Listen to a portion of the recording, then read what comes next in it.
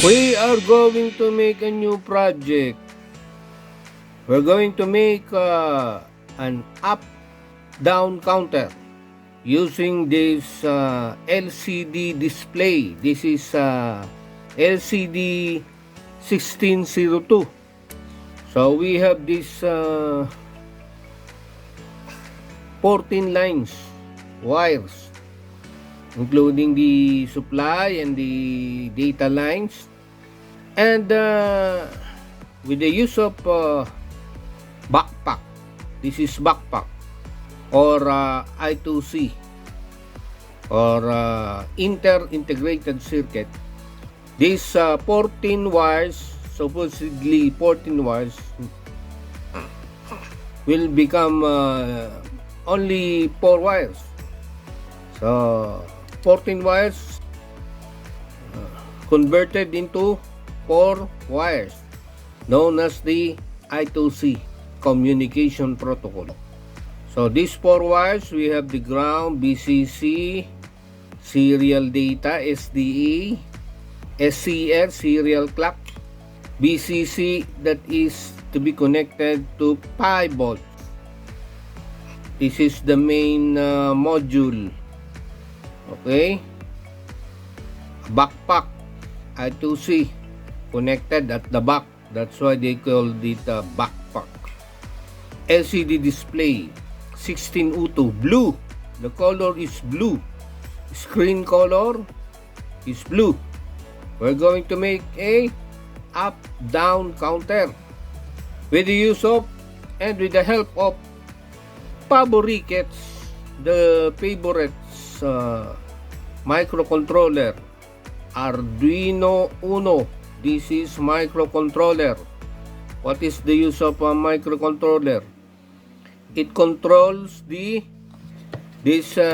going to be controlled, or this microcontroller controls everything, including this LCD display, Arduino Uno microcontroller. And to control, we also need this 2 push buttons, normally open. This is my previous project. I constructed it from my last projects or previous projects. So it has a pin header and 2 big push button. With the help of the Arduino code, we're going to upload the code using this microcontroller Arduino Uno.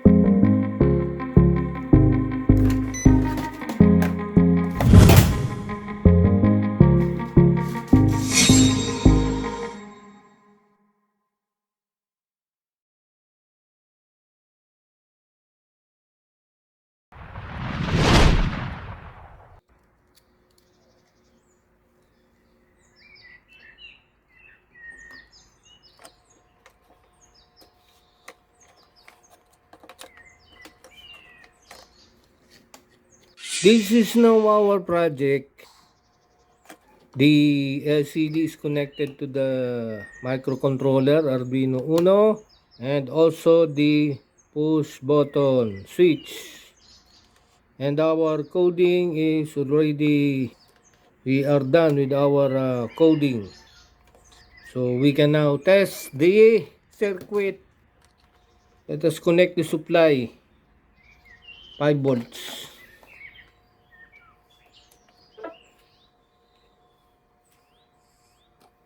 Okay.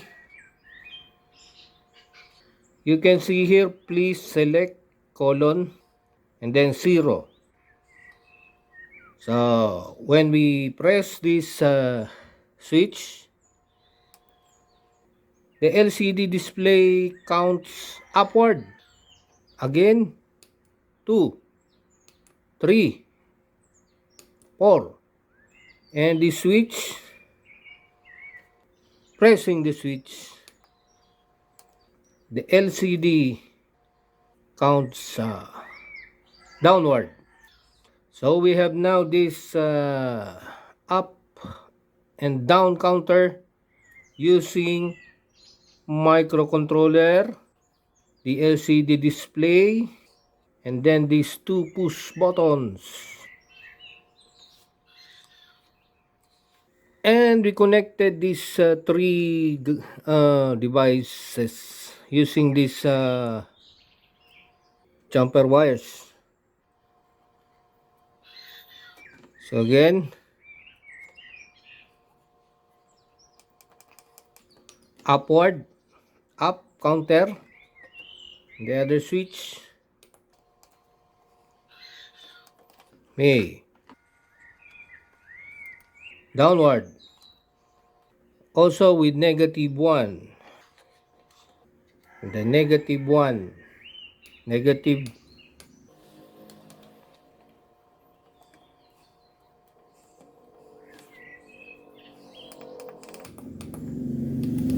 up, down,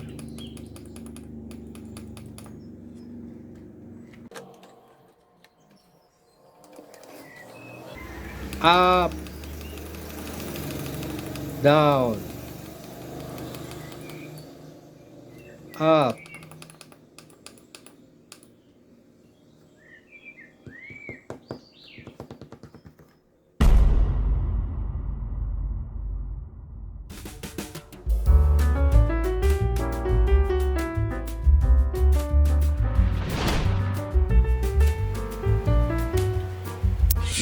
Let us now come to the figure 1, up-down counter using LCD display with Arduino Uno. So we have this circuit diagram of our project. This is the Arduino Uno, the diagram, and we are using the USB port for the power of the Arduino, 5 volts. 5 volts from the PC. And then for the pin number 2 and pin number 3, we have the 2 switches connected to the ground. Push button switch, normally open. What is the declaration of this pin out 2 and 3 in our code? Well, the declaration of these 2 switches are, they are both input. So in our code, these 2 switches are the input.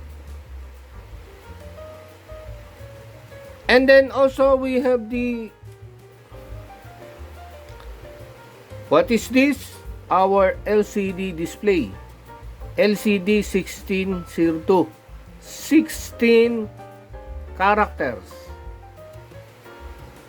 It is capable of 16 characters and 02 lines. 2 lines, row, 2 row, and 16 characters. That's why it is called LCD 1602. So in our code, I I uploaded the driver of this liquid crystal display. Liquid crystal display by JM. And also liquid crystal display I2C. So we need to upload or to install the driver of this LCD display. And this LCD, it has a backpack. There's a backpack that converts the 14 wires into just a 4 wires. So when we are speaking about the 4 wires, we are dealing with I2C. I2C, I squared C. This is a communication protocol between the Arduino Uno and the LCD. Communication protocol. Speaking of communication protocol, it deals with the communication between two devices, inter-integrated circuit, wherein in the LCD we have the serial clock, serial data, VCC, ground, to be connected to A number 5, the SCL, A4 SDA, serial data, 5 volts to supply, and then ground. Also, ground to ground, the ground of the LCD connected to the ground of Arduino and the switches.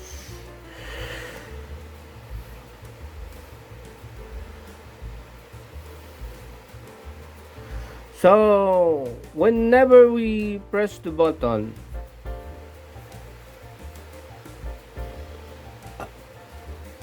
we are now having an input, and button switch 1, which is connected to the pin number 2 or the digital pin 2, is the upward. Up. It will count the LCD upward. The LCD counts upward. Pin number 2. Pin number 3 is counting the LCD downward. Why is that? Because of the code. Because of the code, it helps the Arduino and the push button to count the LCD upward and downward, even up to the negative numbers.